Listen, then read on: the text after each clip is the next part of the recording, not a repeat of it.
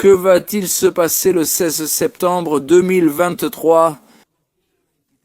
Selon le calendrier hébreu, quelque chose de très spécial va se passer. C'est le nouvel an juif. C'est une nouvelle année juive.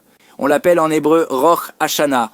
Roch signifie tête, Shana signifie année, donc la tête de l'année, comme le disent nos sages juifs. Je le dis en hébreu puis je traduis. Tout, fondamentalement, continue selon le commencement.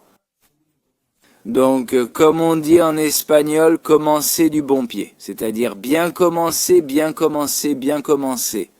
L'année, fondamentalement, est un bon signe pour le reste de l'année.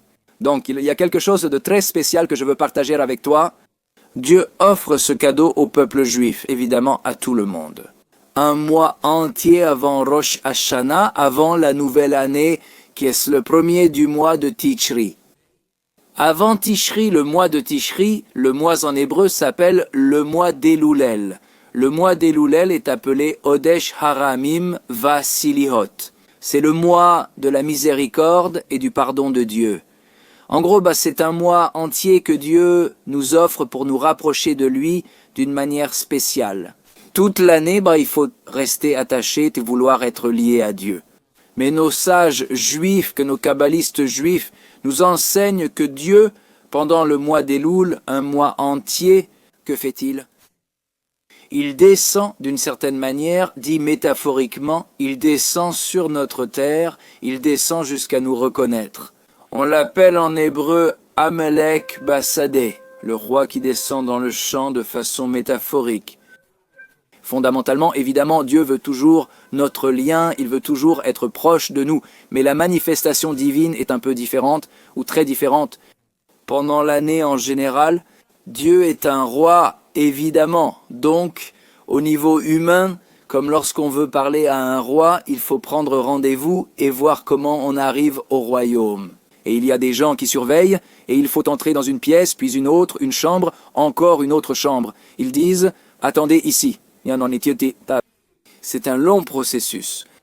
Évidemment, le roi veut toujours nous parler et il est toujours près de nous. Bien sûr, Dieu parle de façon métaphorique, mais essentiellement, au niveau de la révélation divine, c'est différent. Au mois de Loul, qui est le mois dans lequel nous sommes en ce moment, c'est un mois où Dieu, le roi, dit essentiellement « Je veux être proche de mon peuple, je veux les écouter de près ». Et il est essentiellement présent partout. Il est à ton travail, il est chez toi, avec ta famille. Évidemment, c'est toujours comme ça, d'une certaine manière, mais au niveau métaphorique, à un niveau plus profond, Dieu décide vraiment d'être plus proche de nous. Profitons donc de ce mois si spécial, le mois de Lul, durant lequel nous montrons notre désir d'être proche de Dieu. Commençons à améliorer nos actions, nos pensées, nos paroles. Je vais te raconter une très belle histoire que j'ai entendue. Un roi décide de faire fabriquer une coupe très spéciale, très belle. Et il demande à ses conseillers à qui il peut confier cette tâche, à quel artiste. Il peut la confier à quel artisan, et il lui parle d'une personne qui est excellente. Il n'y a pas d'expert comme lui dans ce domaine.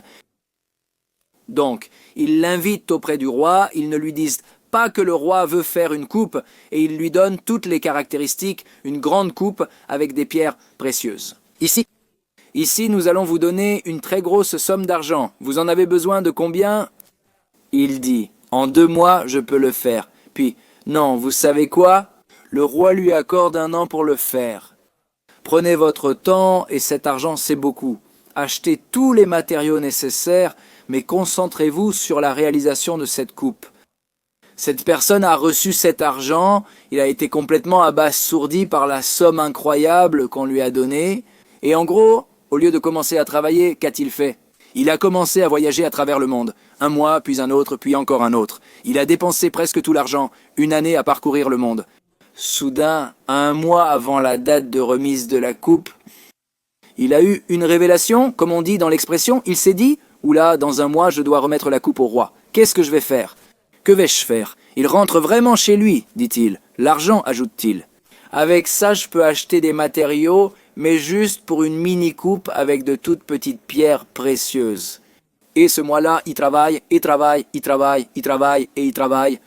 Et à la fin du jour où il doit livrer, il décide de commencer à améliorer la situation comme il peut.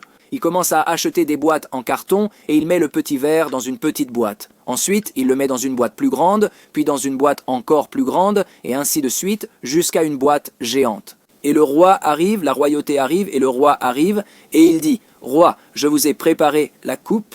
Le roi commence à sortir des boîtes, jusqu'à ce qu'il arrive au petit verre. Et le roi était quelqu'un de très intelligent. Et il l'a observé, il l'a regardé, et il a dit « Waouh, quel artisan, quelles pierres excellentes !» Mais, dit-il, je voulais avoir une coupe, une grande coupe pour mes repas festifs. Vraiment ? Il leur a demandé « Racontez-moi, pourquoi est-ce une coupe si petite alors que vous saviez que nous avions demandé une grande coupe ?» Cette personne a ouvert son cœur au roi et lui a tout avoué, disant « Majesté, je vais vous dire la vérité. Cette année-là, il a beaucoup voyagé, oublié la coupe, et fait de son mieux le dernier mois. Mais, Majesté, ce que j'ai pensé, c'est ceci. Si le roi est capable de discerner dans chaque dessin que j'ai fait, dans l'argent, chaque pierre précieuse, comment je l'ai placée à la distance parfaite. Il va voir le potentiel que j'ai pour accomplir votre volonté, pour accomplir sa volonté, Majesté. Vous allez voir que c'est vraiment une coupe. En vérité, elle est très petite, mais elle a énormément de potentiel. C'est une coupe fabriquée avec un artisanat très fin orné de pierres précieuses. La couleur est appropriée, avec les bordures adéquates, avec les dessins appropriés. Par conséquent, vous pouvez voir mon potentiel. Et cette morale, cet enseignement, ce conte vient nous apprendre que nous avons un mois entier. Dieu nous offre un mois, en gros, même pendant l'année. Peut-être, comme dans l'exemple, nous avons pu voyager d'un endroit à un autre. Voyager, pas forcément géographiquement, mais peut-être que nous nous sommes trompés à de nombreux endroits. Au lieu de faire la volonté de Dieu, nous ne l'avons pas faite correctement, malheureusement. Mais il y a un mois où Dieu dit « Bon, je veux voir ton potentiel, rapproche-toi de toi-même et rapproche-toi de moi, montre-moi ta volonté. Dis-moi avec tes mots ce que tu veux faire, raconte-moi combien tu m'aimes, raconte-moi comment tu veux t'améliorer, raconte-moi comment tu veux accomplir ta mission dans ta vie, comment puis-je t'aider ?» Dieu, comme nous l'avons dit, est très proche de nous. Il veut t'aider, il veut te protéger. Ce mois-ci est un mois comme s'il était accompagné d'une protection très spéciale. Il existe une richesse spirituelle unique qui permet à la personne de parler avec Dieu, qui l'écoute d'une façon particulière. Toujours, comme je te l'ai déjà dit, il t'écoute toujours, mais pendant le mois de Loul, il t'écoute particulièrement. Et il y a une assistance divine spéciale, une aide plus forte que le reste de l'année. Par conséquent, profite de ce mois pour te rapprocher de Dieu, pour raconter à Dieu tes bonnes volontés, tes bonnes intentions et commence à t'améliorer. Chaque action que tu dois améliorer, améliore-la. Chaque chose qui te coûte, améliore-la. Essaie de t'améliorer. Consacre du temps à parler avec Dieu et de cette façon, si Dieu le veut, tu pourras arriver à la nouvelle année avec ton potentiel maximal. Que se passe-t-il pendant le Nouvel An juif? En gros, Dieu juge sa création, il juge chaque créature et créature. Et que faisons-nous, nous les Juifs? Dans le rouleau Shanaman, Bléjim et Amelek, si c'est en hébreu, nous couronnons Dieu. Ce n'est pas un jour où l'on demande pardon, on ne se repent pas, non, ce sont les jours où l'on demande pardon à Dieu, où l'on veut se rapprocher davantage de Dieu. On se repent de ce qu'on n'a pas bien fait, on essaye essentiellement de s'améliorer. Mais il faut savoir qu'il y a 2 jours. Le rouleau Shana, le Nouvel An, ce sont 2 jours dans le calendrier juif, pendant lesquels nous couronnons Dieu et nous disons « Hachem, Hachem, tu es le roi Dieu, Hachem, tu es le roi, Dieu notre Créateur, tu es le roi Dieu.